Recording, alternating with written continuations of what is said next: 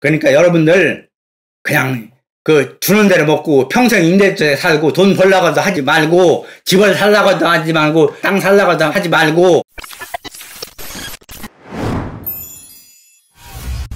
투표를 아무데나 해도 아무 상관없습니다. 나라가 망하든 가진 재산을 다 뺏기든 그렇게 초연한 사람이라면 상관없는데 그렇지 않은 사람들은 부동산 정책은 어떤 사람이 어떤 정책을 가지고 있고 어떤 생각을 가지고 있는지 한번 보아야 됩니다. 자, 이번엔 첫 번째 시간으로서 이재명의 경제정책 및 복지 공약을 한번 보도록 하겠습니다. 집은 공공재로 국민의 것이다. 집은 개인 것이 아니라 공공의 것이라 국민의 것이라는 것입니다. 그래서 집은 민간 임대주택을 지어서 민간 임대주택에 살아라 그런 것인지, 그렇다면은 지금 우리나라의 대장동에 지금 문제가 되고 있는 대장동 집은 처음에 수용가가 평당 약 300만 원이었습니다. 그런데 그것을 몇천억에 분양을 해서 수익을 남겼고 또 몇백만 원 투자한 것이 한 사람이 몇백억씩을 그렇게 수익을 챙겨서 이렇게 했고, 이것이 뭐 시장이 성남시 도시개발공사가 누구 휘하에 있는 겁니까? 누구 결제를 받고 누구 명령을 듣고 그것이 운영이 되는 것입니까? 그런데 시장이 모른다 안다, 저는 뭐 모른다면 모르니까 모르겠지 이렇게 생각을 합니다만은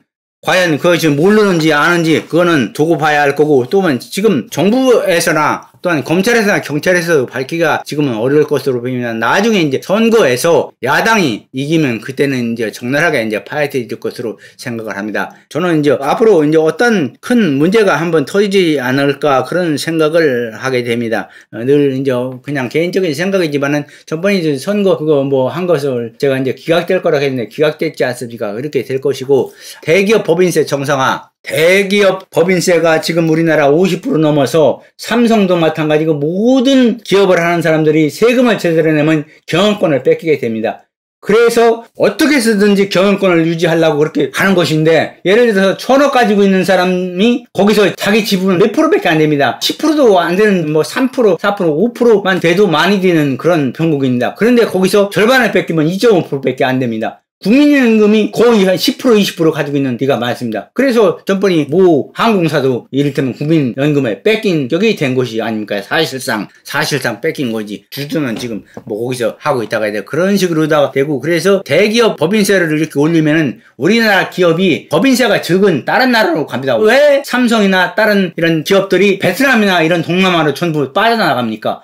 거기는 인건비가, 우리나라는 1년에 뭐 1억을 줘도 적다가 한다면 거기는 1년에 뭐 200만원, 300만원, 20만원, 30만원 가지면 보통 3, 40만원이면 기술자고, 초보자들은 보통 20만원, 30만원이라고 하니까 1년에 한 300만원, 400만원만 가지면 1년 월급을 드는데 1억 주는 나라하고 줘야 하는 나라고, 거기서 노동쟁이나 맨날 하고 꼰트하면 대문해서 그 일을 시킬 수가 없는데 여기서 우리나라에서 붙어있어요. 그리고 더군다나 세금을 다 빼서 버린다면 베네수엘라도 돈 가진 사람들이 전부 외국으로 다 떠나서 망하게 된 겁니다. 왜 그러냐면 법인세 올리고 이렇게 하니까 떠날 수밖에 없습니다. 연구개발비, 중소기업 중점 지원, 강소기업 육성책, 이것은 좋은 것이라고 해서, 또 소상공인 자영업자 지원, 이것은 말은 그럴듯하고 좋습니다.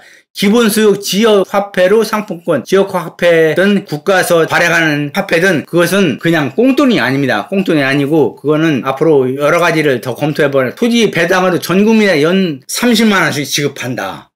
여러분들 토지 가지고 있는 사람들 내일서부터 얼른 팔으시기 바랍니다. 토지 가지고 있는 사람들. 어떤 여자들은 옛날에 중국식으로다가 토지는 국가에서 소유를 해야 된다고 하는데, 나도 이거 토지 있는 거 다 팔아야 되겠네. 이거 뭐 다 뺏길 판인데. 그래서 국소보유세를 국민 95%는 이익이고 5%만 손해라 했는데, 국소보유세를 또 이제 신설을 한다는 게, 이제 땅 가진 사람 지금도 세금이 많은데 또 이제 국소보유세를 신설한다는데, 자, 국토세 신설된 대신에 종부세는 폐지한다.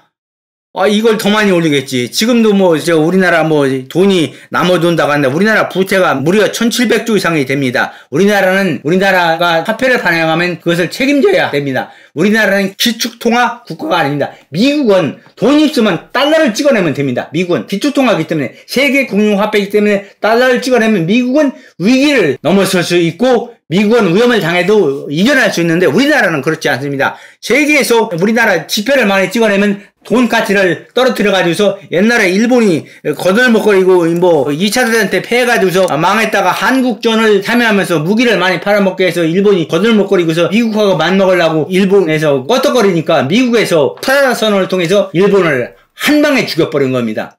예를 들어서 차를 1,000만원에 팔 수 있던 거를 달러 환율을 조정을 해가지고 2,000만원을 줘야 살 수 있게 만들어버리면 1,000만원에 살 수 있는 차를 2,000만원에 과연 사겠습니까? 안 사지. 노동법 규정 엄수 및 단속. 노동법 규정 엄수하고 단속하는 거 좋습니다. 그런데 노동법에 단속하면 중소기업에 나오는 기업들은 헤쳐나가기 어렵습니다. 그러고 이제 시간당 뭐 10,000원 이렇게 해가지고서 하면은 소기업들은 버틸 수가 없습니다. 우리나라가 세계 2번째 가난한 나라였습니다. 그런데 그렇게 허리띠를 졸라매고 우리나라 외국에서 독일에 가서 간호사, 광부를 이렇게 파견해서 그 사람들을 이를테면 사람을 담보로 좀 표현이 그렇습니다. 담보로다가 거기서 차관을 얻어와서 우리나라를 이렇게 부자 나라로 만드는 것이 박정희 대통령입니다. 그런데 그 사람을 지금까지 욕하던 사람이 이제 박정희를 본받는다고? 웃기는 소리하고 앉았네. 성과연봉제 금지.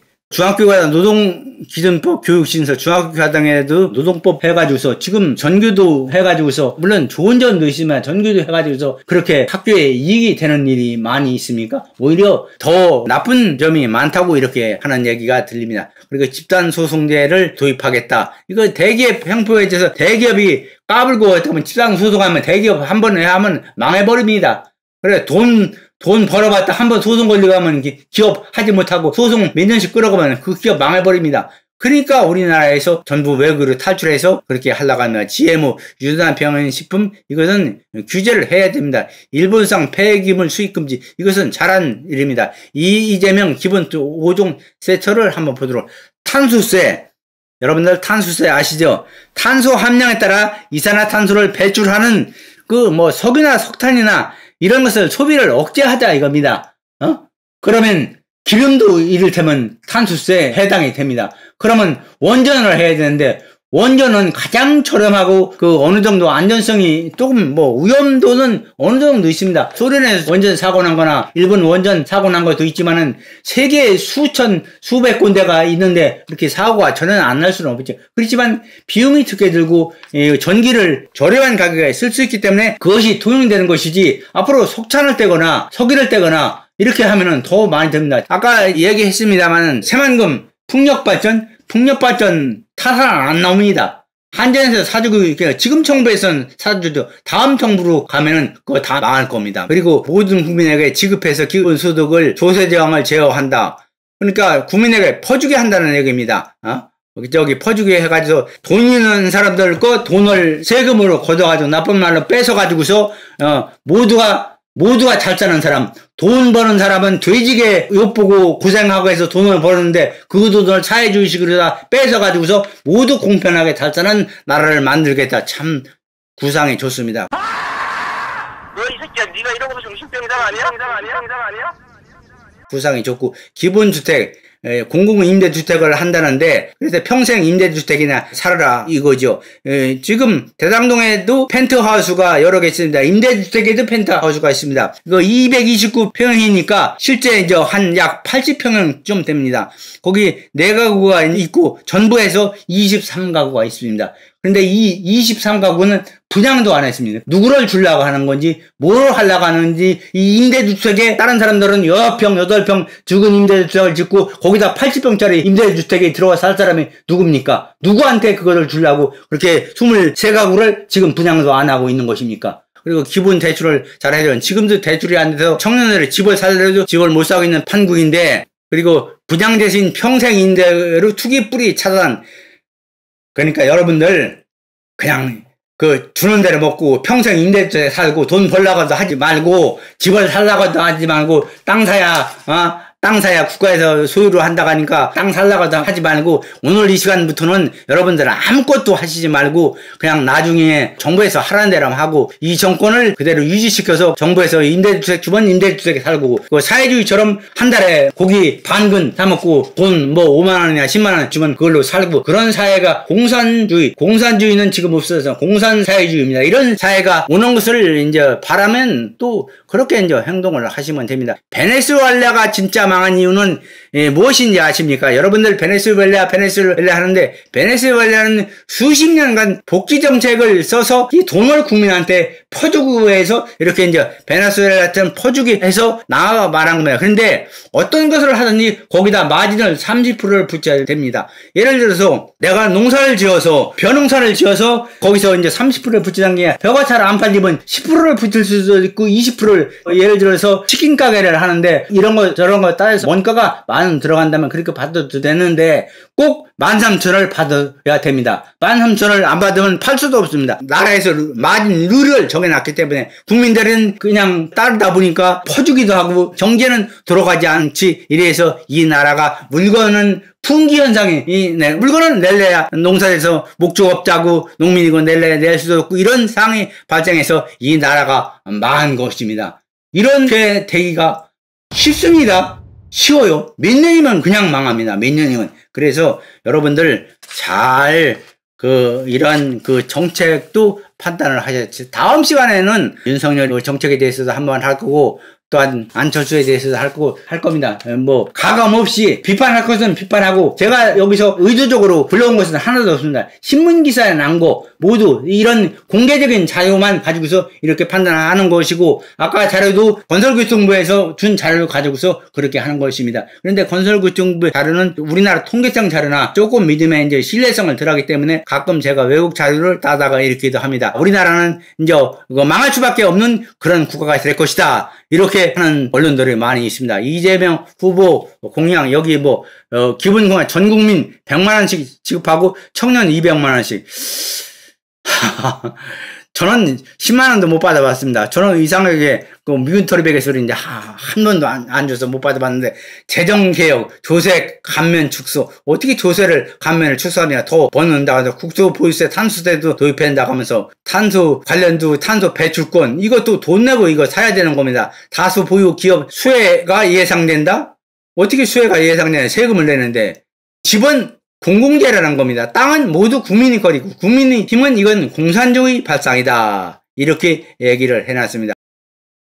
제가 이렇게 하는 뉴스가 잘못된 것이 있다면 근거를 대서 아니라는 것을 저한테 이제 납득을 시키면 제가 다음 강의 때 그것이 아니다. 이렇게 의견을 반영해서 이렇게 강의를 할 것입니다. 이재명 후보의 공약 한번 읽어만 보고 하면 주택정찰대 국가에서 가격을 정하면 위에서도 나와 있는데 실현이 되는지 실현이 된다면 여러분들 집 살 필요 없습니다. 여러분들 가격을 못 정합니다. 어차피 땅은 그냥 다 뺏겨버리고 주택도 전부 임대주택에 살아라 하는 거 아닙니까? 여러분은 임대주택에 정부 말 잘 듣고 그래야 임대주택도 배당이 되니까 그래서 임대주택에 살면 되고 그리고 이제 공공분양 100%에서 영구임대로 해서 너희들은 집 살라 하지 말고 영구임대주택이나 살아라 그겁니다. 보유세 중세 2주택부터 공시지가 5 내지 10% 양수세 증세 지금 82.5%의 세금을 뺏기는데 3주택자는 뺏기는데 정부에서 돈 10원도 투자 안 하고 10억 두고 산 땅 10년 20년 젊었을 때 노력해서 산 땅을 허리 도려매고 돈 쓸 거 안 쓰고 그러니까 모아서 평생을 모아서 퇴직하면서 산 땅인데 이제 20년 30년 되니까 지금 20억이 됐는데 20억이 10억이 남으니까 10억에 대해서 그거 팔으면 82.5%를 뺏어가니까 10억에 82.5면 8억 2,500을 뺏어갑니다. 그럼 1억 7,500인가요? 1억 7,500원을 남습니다. 집 3번만 팔으면 거지됩니다. 누구나 다 거지됩니다. 예를 들어서 30억짜리를 한번 줄여보세요. 15억에서 또 줄여보세요. 15억에서 7억에서 5천에서 3억 7,500이니까 3억 7,500에 집 삽니까?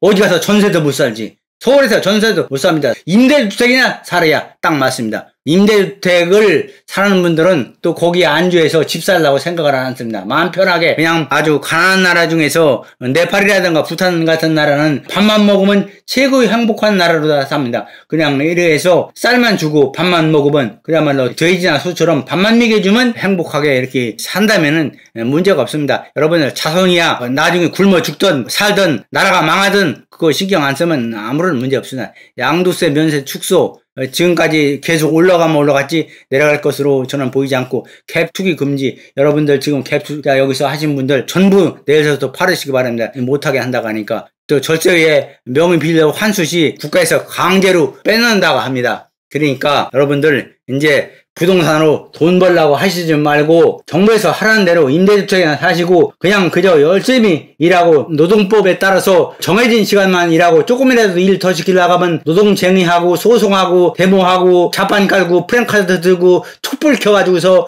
촛불 집회하고 이렇게만 하면 됩니다. 자, 경매를 잠시만 하도록 하겠습니다. 경매를 하려고 했는데, 자, 오늘 강의는 조금 일찍 마무리를 하도록 하겠습니다. 오늘 강의를 들어주셔서 감사하고 이상 마치도록 하겠습니다. 베니시드 감사합니다.